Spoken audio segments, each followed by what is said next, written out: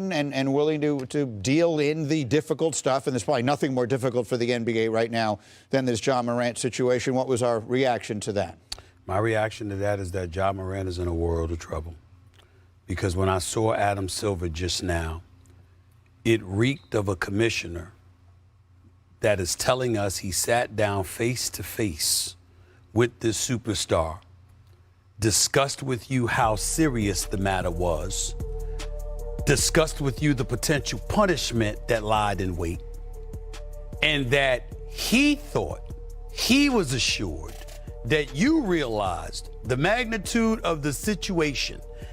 And we know this because he said it and then followed up by saying, so when I saw the video this weekend, I was shocked because he couldn't believe and never surmised that literally weeks after suspending Ja Morant for 8 games, costing him over $600,000, putting a Nike deal, a Powerade deal in jeopardy, that we would be sitting here this soon after that conversation.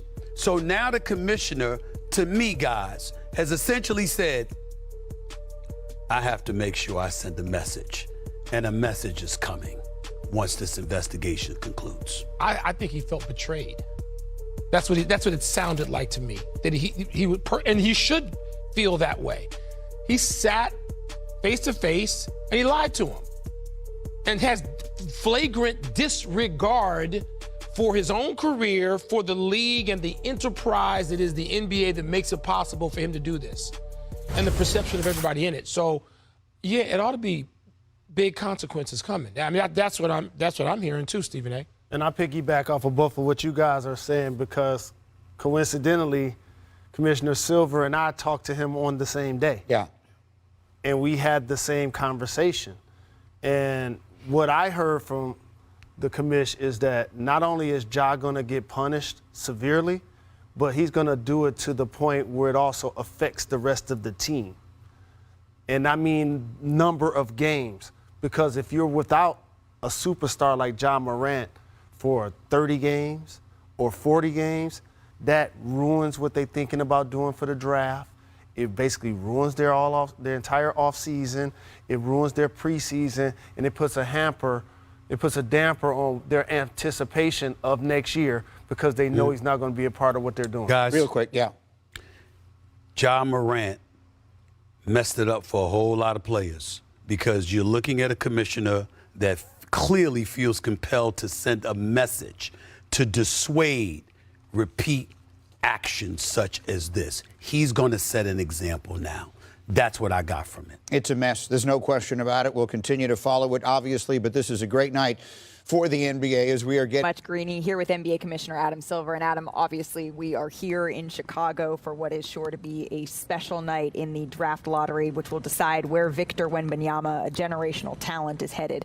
But let's start here, because this is the second time in about 2 months that Ja Morant, the star of the Memphis Grizzlies, has been seen on social media brandishing a firearm. And before he was reinstated after his suspension last time, he flew to New York. He sat down, he met with you. What did you say to him about how much more severe it would be if he did this again?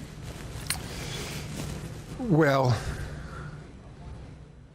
we talked directly about the consequences first before we got to a subsequent potential to have done something wrong. We were very focused on the misconduct that was in front of us at the time. And frankly, most of our conversation was about how incredibly serious the first incident was of waving, a firearm on social media. And again, and the consequences there, an 8-game suspension was pretty serious, and something that he, at least to me, seemed to take incredibly seriously in that time. And we spoke for a long time about not just the consequences that could have on his career, but the safety issues around it. Could have injured, maimed, killed himself, someone else with an act like that. And also the acknowledgement that, as you said, he's a star. I mean, he has an incredibly huge following. Yeah. And that my concern, and I thought he shared with me, that millions, if not tens of millions of kids globally would see him as having done something that was celebrating in a way. You know, that act of using a firearm in that fashion. And so I at least was left with the sense that he was taking this incredibly seriously. So honestly, I was shocked when I saw this weekend that video. Now, we're in the process of investigating it, and we'll figure out exactly what happened to the best we can then. The video's a bit grainy and all that, but I'm assuming the worst, you know, but we'll figure out, you know, exactly what happened there. Let's shift to where we are, why we are here, this draft and Victor Wembanyama, because there is no doubt, Commissioner, that he has been called a generational talent, the best prospect since X or Y, or maybe just the best prospect ever. But I want to hear it in your words. What do you see in Victor Wembanyama and what he means for the league? First of all, I had the opportunity to meet him. We played a game in Paris, you know, the Bulls and the Pistons in January. He came to the game and he sat courtside, so I had an opportunity to spend some time with him. So first of all, just my impression was he's an incredible young man. I mean, he's all of 19 years old, but he's at least, I didn't take out a yardstick or a meter stick, whatever they use in France, but he certainly seemed all of 7'4" to me. Yeah. And I mean, again, he's already a professional and has been a professional for a few years in France. So, and he's playing at a high level already. I mean, I don't want to put even more pressure on him than you just did. He clearly, you know, appears to be a generational talent, and there's lots of other examples of generational talents coming in this league who've met expectations and some who haven't. But I have no reason to believe he won't. There's an incredible amount of basketball being played all around the world, yep. which is also really cool that this league has become, in my time, you know, multiple decades now in the NBA, increasingly global and only becoming more so with players like Victor. And tonight we get to see how the ping pong balls will fall and who will get the right to draft Victor Wembanyama. And he is coming into a league where one trend I wanted to hit on here, Adam, was that we've seen a coaching carousel in these last couple of weeks, most recently earlier today with Doc Rivers and the Philadelphia 76ers. What do you think that says about the state of the league, that we're seeing this high turnover, particularly of coaches who have recently been in the finals or won it all?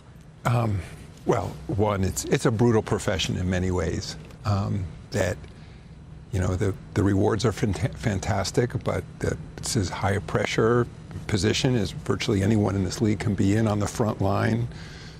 Thousands of fans screaming at you. This stress around, you know, winning and all that. And so it says, number one, how many teams feel they have really competitive teams, and that's often why they're making coaching changes, because they think they're right there. Whether that's the missing element, who knows? I will say it's not, even the amount of turnover we've had this year is not statistically that different than we've had historically. It's just the nature of that job. And even the three most recent coaches, I think, that lose their jobs also, they had come from other teams. In some cases, a coach like Doc has been head coach at multiple teams, and I have every reason to believe, you know, he and others will end up back on the, you know, in the floor as a head coach again. But this is the nature of this league, and I think sometimes it's the chemistry.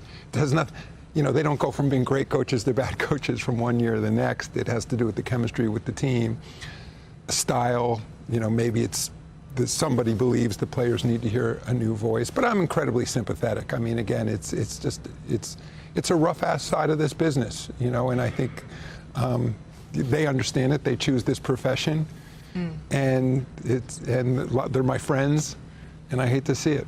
Adam, as always, thank you so much for spending a little bit of time with us, Commissioner. For now, Greeny, we will send it back to you and the